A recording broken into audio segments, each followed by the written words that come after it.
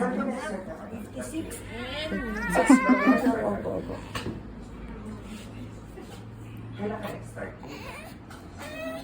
Oo. O, tignan mo.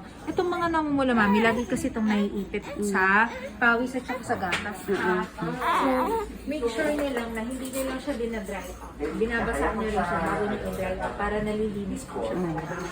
Winawipe ko na yung unscented water. Kasi kapag na-amoy ng maasin yan, palis na gatas yun. Kaya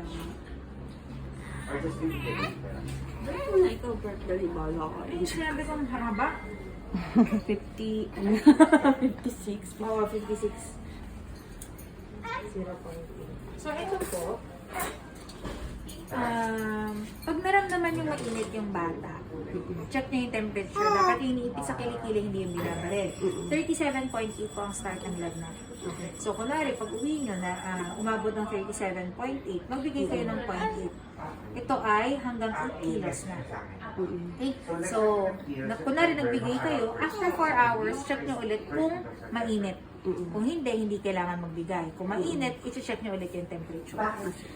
Tapos, kung wala namang lagnat, pero irritable, parang hindi siya nakokonsole kahit ihele mo. Baka masakit yung injection site, pwede kayo magbigay ng paracetamol for pain. Kasi di ba pag masakit yung ulo natin, umiinom din tayo ng paracetamol even if without food. Maliban doon, i-check mo yung injection site kung namumula or namamaga. Pwede tayo mag-warm compress 2 times a day for 15 minutes. Ang next na vaccine po natin is November 10 onwards po. Ang susunod natin ay itong PCV number 1 po. Yes.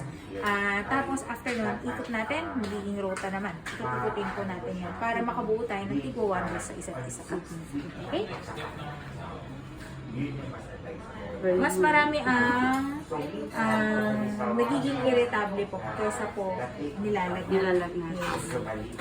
Pero iba naman, natutulog lang. Sana matulog ka lang. Yes. Patutulogin ka talaga yung ako magpatulog. Dede lang sigot mo. Parang padededehin lang, mami. Iangat mo lang para hindi siya mag-ano. Diyan lang yung kamay mo. Baka sa'yo kumahitusok. Dami ko natusok. Ay, yan na pa. Wala pa. Ay, niloloko mo ko. Wala pa. Okay. 1, 2, 3.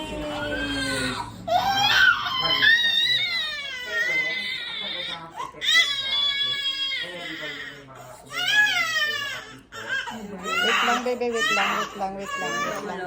Wala na. Wala na. Sige, kailan mo na. Wala na. Wala na. Para sa tawa na po kayo sa bangka. Wala po.